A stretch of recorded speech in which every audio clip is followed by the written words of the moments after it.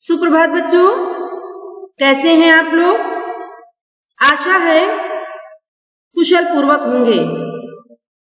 बच्चों, आज हम एक नए अध्याय की पुनरावृत्ति करेंगे जिसका शीर्षक है कहानी लेखन। तो आइए शुरू करते हैं।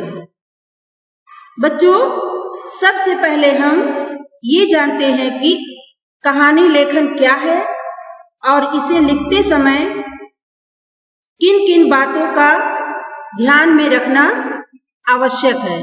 विचार आते जाते रहते हैं, बहते रहते हैं, यहाँ नहीं तो वहाँ बदलते रहते हैं।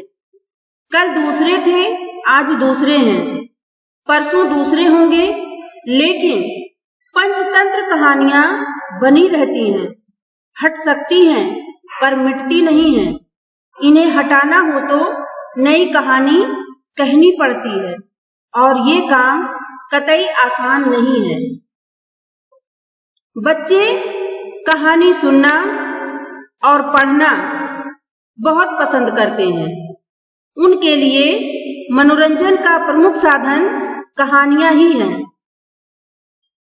कहानियों का उद्देश्य मुख्यतः मनोरंजन होता है, किंतु इनसे कुछ ना कुछ शिक्षा भी मिलती है। कहानी कहना या लिखना एक कला है। निरंतर अभ्यास के द्वारा कहानी लेखन की कला में निखार लाया जा सकता है। कहानी लेखन से बच्चों की कल्पना शक्ति का विकास होता है। कहानी लिखते समय निम्नलिखित बातों का ध्यान रखना आवश्यक है। नंबर 1, शीर्षक या संकेत बिंदुओं के आधार पर पहले मन में कहानी की रूपरेखा बना लें। नंबर 2, कहानी सरल भाषा में लिखें। नंबर 3, वाक्यों का चुनाव तथ्य के आधार पर होना चाहिए।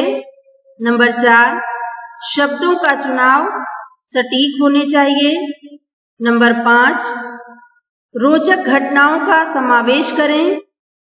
नंबर 6, कहानी लिखते समय संकेत बिंदु और चित्रों में दिखाई गई बातें अवश्य आ जानी चाहिए।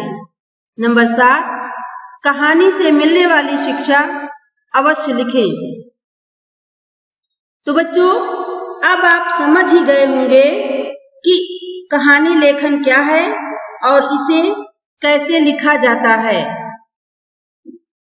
तो आइए अब हम उदाहरण स्वरूप एक कहानी पढ़ें और कहानी लेखन का अभ्यास करें। कछुआ और खरगोश। किसी जंगल में एक खरगोश रहता था। उसे अपनी तेज गति पर बहुत घमंड था। जंगल में रहने वाले पशुओं के सामने वो सदा अपनी बड़ाई किया करता था कि उससे तेज कोई भाग ही नहीं सकता। एक दिन उसने सभी जानवरों को दौड़ लगाने की चुनौती दे दी। एक कछुआ सामने आया और बोला, मुझे तुम्हारी चुनौती स्वीकार है। खरगोश ने जोर से ठहाका मारा और कहा, कछुए भाई, तुम अच्छा मजाक कर लेते हो। तुम दौड़ोगे मेरे साथ? कछुए ने कहा, अधिक न इतराओ, कल मैदान में देख लेना। अगले दिन नियमित समय पर दोनों दौड़ के लिए आए। सभी जानवर इकट्ठे थे। दूरी तय हुई और दौड़ शुरू हुई। खरगोश भागा और आंखों से ओझल हो गया। थोड़ी दूर जाकर खरगोश ने पीछे मुड़कर देखा, कछुआ नहीं दिखा। उसने सोचा कि वो धीरे धीरे आएगा, तब तक क्यों न थोड़ा आराम कर लूं। खरगोश एक पेड़ के नीचे लेटा और उसकी आंख लग गई। इधर कछुआ बिना रुके लगातार चलता रहा और खरगोश को सोता छोड़कर जीत की रेखा तक पहुंच गया।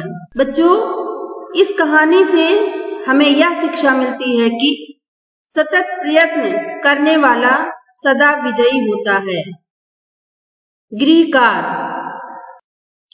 नीचे दिए गए संकेत बिंदुओं के आधार पर कहानी लिखिए तथा उससे मिलने वाली शिक्षा भी लिखिए।